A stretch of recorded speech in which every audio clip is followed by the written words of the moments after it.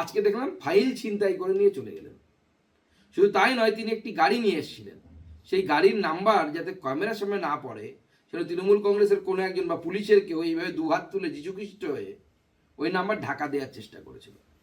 আমি না বের করেছি, এটা হচ্ছে সেই গাড়ির নাম্বার। এখনো তৃণমূল নেতৃত্ব মমতা বন্দ্যোপাধ্যায় চলে গিয়েছেন, কিন্তু মমতা বন্দ্যোপাধ্যায় তৃণমূলের প্রথম সারির সমস্ত নেতৃত্বকে, বিধাননগর, নিউ টাউনের একাধিক নেতৃত্বকে এই মুহূর্তে বসিয়ে রেখে দিয়ে গেছেন, তারা দুর্গ পাহারা দিচ্ছে। না না, আমার প্রশ্ন হচ্ছে পাহারাটা কি দেয়া হচ্ছে?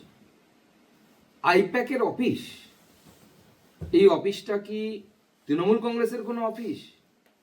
তৃণমূল কংগ্রেসের নামে কোনো রেজিস্ট্রেশন করা আছে? একটি বেসরকারি সংস্থা, সেই বেসরকারি সংস্থা ভারতবর্ষের বিভিন্ন রাজ্যে ভোট কুশলী হিসেবে কাজ করে। ইডি যে তাদের প্রেস রিলিজ বের করেছে তাতে অনুপ মাঝি, যাকে আমরা লালা নামে চিনি, আমি দুদিন আগেই আমার এক মিটিং থেকে বলেও ছিলাম যে লালা বাংলা ছেড়ে পালা, একসময় সিপিএম বলতে এখন তৃণমূলও বলছে, কারণ এই লালা যদি ধরা পড়ে, তাহলে আবার তৃণমূলের বা এই লালার যদি মুখ খোলে তাহলে এই তৃণমূলের অনেকেরই চাটিবাটি গুটিয়ে যাবে। আজকে সেই লালার কেসে ইডি একটি বেসরকারি সংস্থার অফিসে গেল। তাহলে আমার প্রশ্ন হচ্ছে, যেটা পাহারা দিচ্ছে তৃণমূলের তাবড় নেতারা, দুর্দন্ত প্রতাপ নেতারা, এবং মমতা বন্দ্যোপাধ্যায় দৌড়ে গেলেন, সেটা কি একটি বেসরকারি কোম্পানিকে বাঁচানোর জন্য একজন মুখ্যমন্ত্রী দৌড়ে যাচ্ছেন?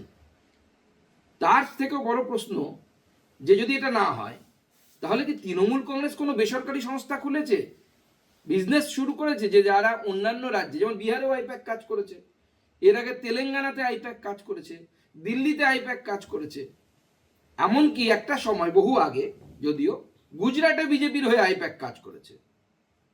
আমার প্রশ্ন তাহলে কোনটা? দুটোর মধ্যে তো একটা হতে হবে। পশ্চিমবঙ্গের মুখ্যমন্ত্রী করে একটি বেসরকারি সংস্থাকে বাঁচাতে গিয়েছেন, তৃণমূল অফিস তো না হয় ওটা, কোথাও তো আমরা দেখিনি রেজিস্ট্রেশন করা আছে তৃণমূল অফিসের নামে। না হয় তৃণমূল কংগ্রেস একটি ব্যবসা খুলেছে, কোনটা আজকে আমরা তৃণমূল কংগ্রেসের কাছ থেকে জানতে চাই।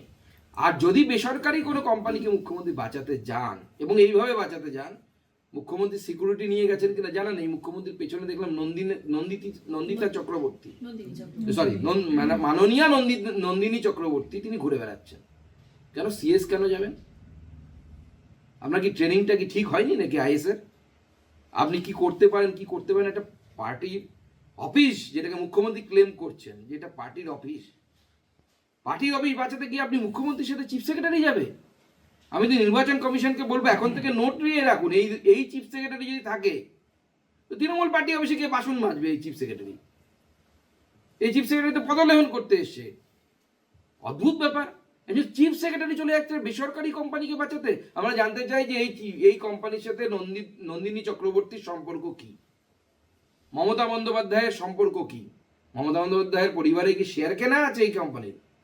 শেয়ার মার্কেটে আছে কিনা আমার জানা নেই, কিন্তু যদি থাকে তাহলে কি শেয়ার কেনা আছে?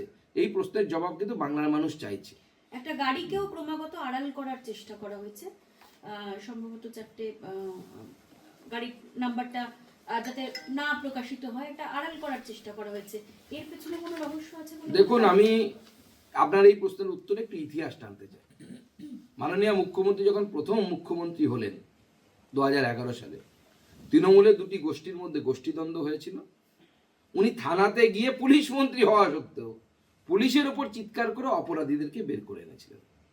তারপরে রাজীব কুমার তখন তার জন্য ধর্নায় বসেছিলেন। তারপরে ফিরহাদ হাকিম তার জন্য গিয়ে ইডির অফিসের সামনে ধর্নায় বসেছিলেন। আজকে দেখলাম ফাইল ছিনতাই করে নিয়ে চলে গেলেন। শুধু তাই নয়, তিনি একটি গাড়ি নিয়ে এসেছিলেন, সেই গাড়ির নাম্বার যাতে ক্যামেরার সামনে না পড়ে সেটা তৃণমূল কংগ্রেসের কোনো একজন বা পুলিশের কেউ এইভাবে দুহাত তুলে যিশুখ্রিস্ট হয়ে ওই নাম্বার ঢাকা দেওয়ার চেষ্টা করেছিল। আমি না বের করেছি, এটা হচ্ছে সেই গাড়ির নাম্বার, যে গাড়িটা নিয়ে মুখ্যমন্ত্রীর ফাইল এসেছে আজকে, চুরি করা ফাইল। মুখ্যমন্ত্রীর ফাইল চুরি বা ছিনতাই বলা ভালো, এটা চুরি তো অজান্তে হয়। উনি ইডি অফিসারদের সামনে ফাইল ছিনতাই করে এসেছেন, ছিনতাই করে নিয়ে এসেছেন। পশ্চিমবঙ্গের মুখ্যমন্ত্রী যে ছিনতাইবাজ, এটা কিন্তু আমাদের জানা ছিল না। কিন্তু আজকের ঘটনা প্রমাণ করলো মুখ্যমন্ত্রী, মাননীয় মুখ্যমন্ত্রী পশ্চিমবঙ্গের, তিনি একজন পাকা ক্রিমিনাল। কিভাবে প্রমাণ লোপাট করতে হবে, নিশ্চয়ই যে ভদ্রলোক, সে পুলিশের লোক কিনা তৃণমূলের লোক আমার জানা নেই, এই গাড়ির নাম্বার চাপা দেওয়ার চেষ্টা করেছিলেন। সেই ভদ্রলোক নিজের বুদ্ধিতে করেননি, মুখ্যমন্ত্রী তাকে বুদ্ধি দিয়েছিলেন। এইভাবে তথ্য প্রমাণ লোপাট করার বুদ্ধি তো ক্রিমিনালদের কাছে থাকে, সিজনড ক্রিমিনাল যাকে বলে। এবং আজকের এই ভবানীপুর কাণ্ড, যেটা আমি বললাম তৃণমূলের গোষ্ঠীদ্বন্দ্বের যে অপরাধীদেরকে পুলিশ অ্যারেস্ট করেছিল এবং মুখ্যমন্ত্রী তাদেরকে গিয়ে বের করে এনেছিল, এই সমস্ত ঘটনাগুলো পর পর প্রমাণ করছে মুখ্যমন্ত্রী, মাননীয় মুখ্যমন্ত্রী একজন সিজনড ক্রিমিনাল। এবং ভারতবর্ষের ইতিহাসে এই ধরনের অ্যাক্টিভিটি কোনো মুখ্যমন্ত্রী করেননি, কংগ্রেসের কোনো মুখ্যমন্ত্রী করেননি, বিজেপির তো করার কথাই আসে না। এই যে আজকে যে তথ্য আপনি যেটা বলছেন, তথ্য ছিনতাই করে নিয়ে যাওয়া হয়েছে কার্যত, তাতে ইলেকট্রনিক ডকুমেন্ট রয়েছে, তাতে জানা যাচ্ছে আরো অনেক এভিডেন্স রয়েছে, এগুলো যে লোপাট হয়ে গেল, তাতে কোথাও একটা তদন্ত ব্যাহত হবে বলে আশঙ্কা? না, সে তো তদন্ত ব্যাহত হতেই পারে, সেটা ইডি বলতে পারবে, আমরা তো বলতে পারবো না।